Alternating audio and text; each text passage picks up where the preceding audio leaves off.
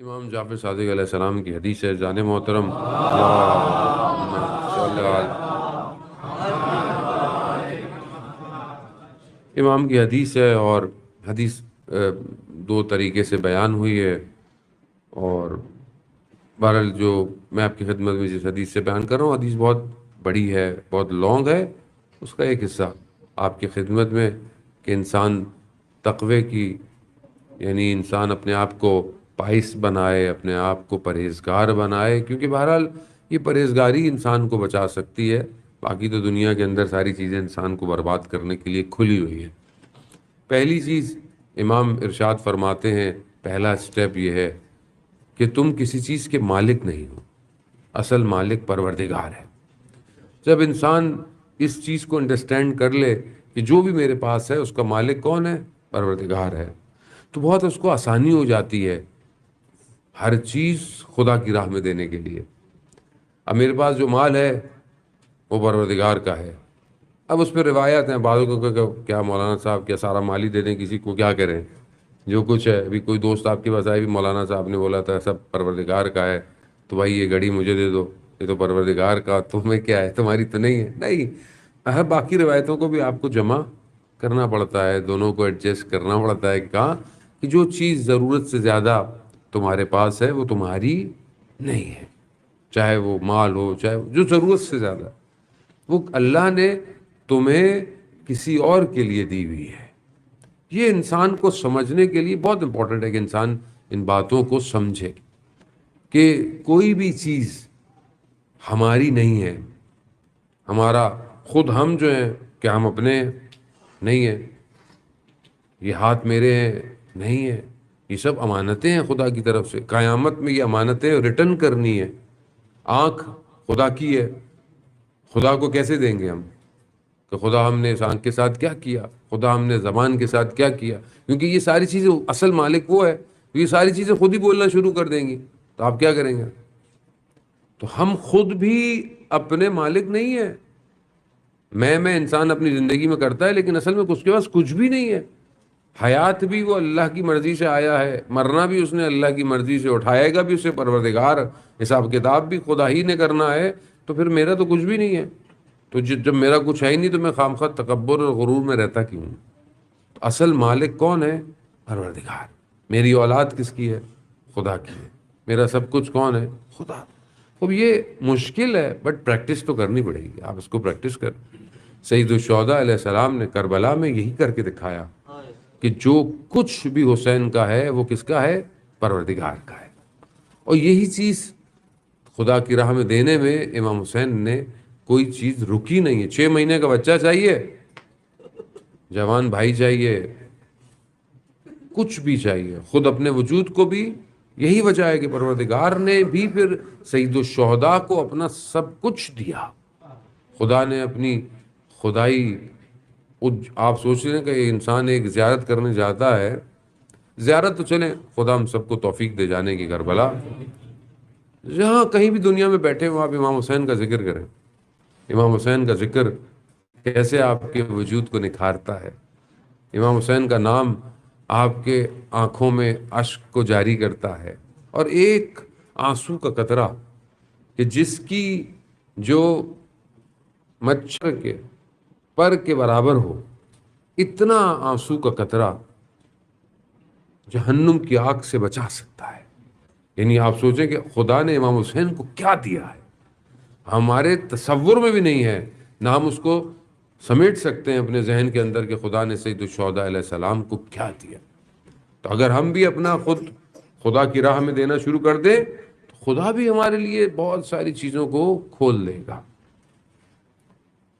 اسی طرح بہت سارے آپ دیکھتے ہیں کہ علماء، میں بعض اوقات علماء اور شہداء کے واقعے موٹیویشن کے لیے بیان کرتا ہوں کہ انسان ایسا نہیں ہے کہ وہ تو امام تھے، اور بھی لوگ ہیں کہ جن کو خدا جو ہے وہ یہ دیتا ہے. آج شیخ مرتضی زاہد جو بہت بڑے عارف گزرے ہیں، اور اللہ نے اسی عبادت، اسی پرہیزگاری کی وجہ سے انہیں بہت ساری صلاحیتیں دی تھیں. وہ طی لرز بھی کر سکتے تھے، یعنی ایک جگہ سے دوسری جگہ بڑی تیزی سے چلے جاتے تھے، اور وہ طی زمان بھی کر سکتے تھے. یعنی اللہ نے ان کو یہ صلاحیت دی تھی کہ وہ ٹائم ٹریول کر سکتے تھے، یعنی کسی بھی زمانے میں پاسٹ میں بھی جا سکتے تھے اور فیوچر میں بھی جا سکتے تھے، اور جا کر جب آپ میں سے بھی ہم لوگ یہاں ہیں اور اگر وہ آ جائیں بھی، تو وہ ہم لوگ جو چیزیں دیکھ رہے ہیں ہم اپنے حواس سے، جو ہمارے سینسز ہیں، ہم ان سینسز سے چیزوں کو دیکھ رہے ہیں، لیکن جب ایسی شخصیت ٹائم ٹریول کرتی ہے تو وہ صرف سینسز سے نہیں بلکہ وہ چیز کی ریئلٹی دیکھتی ہے، حقیقت دیکھتی ہے، اس کو نظر آ رہا ہوتا ہے۔ تو بہرحال ان کے ایک شاگرد نے ان سے پوچھا، یا کسی اور عالم دین نے، کہ آپ کہاں کہاں گئے؟ کہا میں ہر جگہ گیا، اور ایک جگہ بات کرتے کرتے انہوں نے رونا شروع کر دیا۔ کہا میں روز عاشورہ بھی گیا، روز عاشورہ جب پہنچا تو میں نے دیکھا کہ امام بالین علی اکبر پر بیٹھے ہوئے ہیں۔ کہا اس کے بعد ان سے بولا نہیں گیا، اور روتے رہے، گریا کرتے رہے اور خاموش ہو۔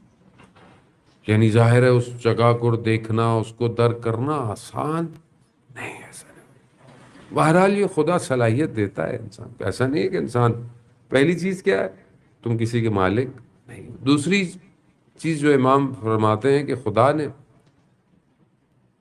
زندگی کو تمہاری ڈیزائن کیا ہے، خدا مدبر ہے، تدبیر، پلانر کون ہے؟ خدا۔ تو تم اپنی زندگی میں یہ آرزویں مت رکھا کرو، یہ لمبی لمبی آرزویں، خیالات سوچتا ہے نہیں۔ ہاں اپنی اسٹریٹجی بناؤ، کیریئر کاؤنسلنگ کرو، لیکن سب اس پہ چھوڑ دو، وہ مدبر الامور ہے، اس سے بہتر تمہاری زندگی میں پلان۔ ہاں آپ اپنی زندگی میں کوشش کریں، آپ اچھا پڑھنا چاہتے ہیں، اچھی جاب کرنا چاہتے ہیں، آپ کو خدا نخواستہ کوئی تکلیف ہے، کوئی بیماری ہے، آپ اپنا علاج کروائیں، آپ سب کچھ کر سکتے ہیں، باقی اصل مدبر کون ہے؟ اس پہ چھوڑ دیں، وہ بہتر جانتا ہے۔ اور جب انسان کوئی خدا کے بیسٹ پلانر ہونے پر ایمان آ جائے تو وہ اپنی زندگیوں میں گھبراتا نہیں ہے، اور انسان اس طرح زندگی میں پچھتاتا بھی نہیں ہے، اوہ میں یہ کر لیتا، میں وہ کر لیتا۔ اگر آپ نے صحیح کیا ہے تو آپ کا پلانر، آپ کا مینیجر خدا سب سے بیسٹ، اور جس کا مینیج کرنے والا خدا ہو اسے کسی کی ضرورت نہیں ہے۔ اور جس کا اچھا مینیجر ہوتا ہے، جس کمپنی کا اچھا مینیجر ہوتا ہے، کمپنی کتنی ریلیکس ہوتی ہے، اچھا مینیج کر رہی ہوتی ہے۔ اسی طرح اگر آپ کی زندگی توکلت علی اللہ، اللہ تمہارا وکیل ہو جائے، تو پھر اس سے بہتر اور کون ہو سکتا ہے؟ انسان خوش ہوتا ہے کہ اس کی کمپنی کا لائر بہت مہنگا ہے، سب سے اسٹرانگ لائر ہے، اور جس کا لائر خدا ہو تو اسے کیا پریشانی ہے؟ تو وہ مدبر ہے، وہ تدبیر۔ تیسری اور آخری چیز، اور آپ سے التماس سے دعا، امام فرماتے ہیں کہ اللہ نے دو چیزوں کا حکم دیا ہے، ایک واجب کا اسے انجام دو، اور ایک حرام کو ترک کر دو۔ بس دو چیزیں ہیں، حلال انجام دو، حرام کو چھوڑ دو۔ کہا یہ تین عمل کرو تو تم تقوی کے پہلے درجے پر ہوگے۔ ابھی یہ پہلا درجہ ہے، یہ بعد میں ورا ہے، اور اس کے بعد چیزیں ہیں۔ تو بہرحال انسان کوشش کریں کہ خدا ہمیں توفیق دے کہ ہم معصومین علیہ السلام کی ان احادیث کو اپنی زندگی میں شامل کر سکیں۔ عزیزان محترم، بہت امپورٹنٹ ہے ہم اپنی زندگیوں میں کالا امام صادق، کالا امام باقر کو لے کر آئیں۔ آج ہماری زندگیوں میں بہت ساری چیزیں ہیں مگر ہم نے معصومین کے اقوال کم ہیں۔ کوشش کریں بہرحال ہر روز ایک دو کوٹس پڑھا کریں۔ بہرحال اب تو اپلیکیشنز ہیں، آپ کو اتنی اسٹرگل کی ضرورت نہیں ہے، آپ کو ڈھونڈنے کی بھی ضرورت نہیں ہے، بہت آسان ہو گیا ہے اب تو۔ کوشش کریں اپنے وجود کو منور کریں ان کے بیان سے۔ امام رضا علیہ الصلوۃ والسلام ارشاد فرماتے ہیں،